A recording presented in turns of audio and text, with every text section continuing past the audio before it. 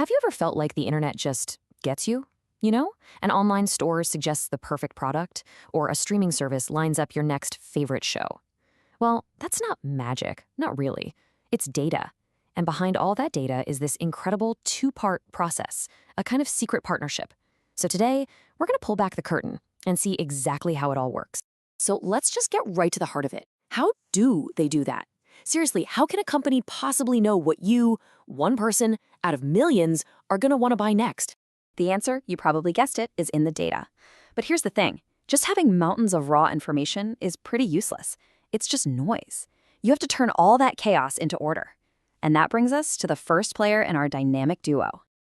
Okay, so first things first, you need a place to put all this information. This is step one, the foundation. We're essentially building a massive, super organized library of clues. Welcome to the world of data warehousing. The best way to think about data warehousing is to picture a master librarian. This librarian's only job is to gather books, or in our case, data, from everywhere. We're talking sales figures from one system, website clicks from another, inventory numbers from the back. All of it gets collected, dusted off, and put on the right shelf. And this whole organization process has a name, ETL.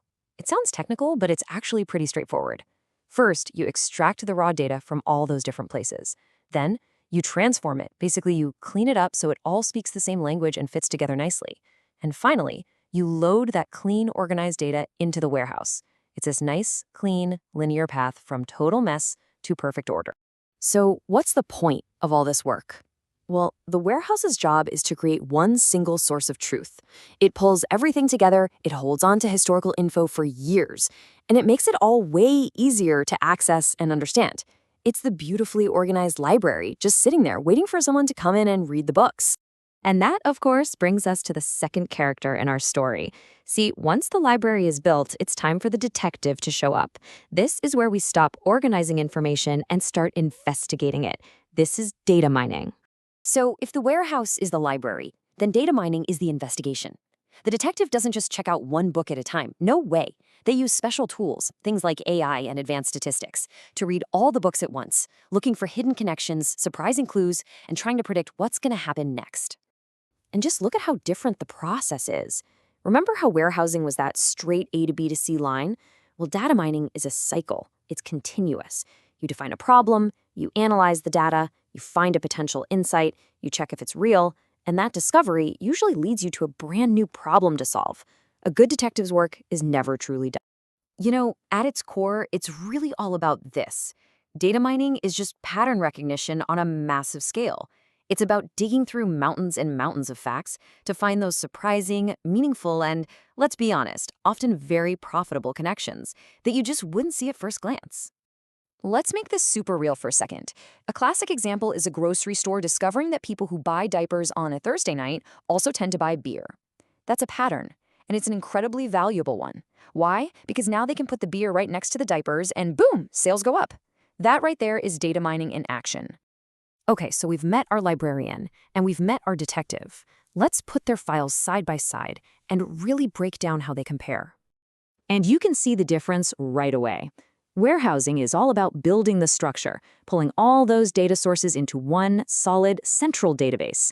But mining? That's all about exploring what's inside that structure, using all kinds of powerful techniques to find the good stuff.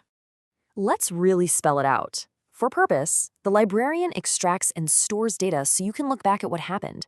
The detective, on the other hand, finds patterns to predict what will happen. The process? The librarian pulls and organizes everything neatly. The detective analyzes that organized data with heavy-duty tools like AI. And who does the work? Well, warehousing is usually a job for engineers. But mining, that's a team sport. It involves the engineers and the business folks who actually know what questions are worth asking. So it's pretty clear this dynamic duo is incredibly powerful. But, with any powerful tool, it's really important to understand both the amazing benefits and, the potential risks involved. The upside? The power is huge.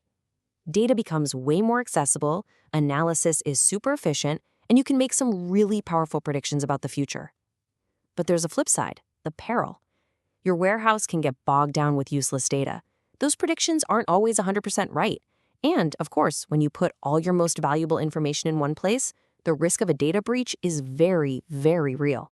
So if you're going to take just one thing away from all of this, let it be this right here. The data warehouse is the librarian who collects and stores all the individual facts. But data mining, that's the detective who reads all those facts and uncovers the hidden story.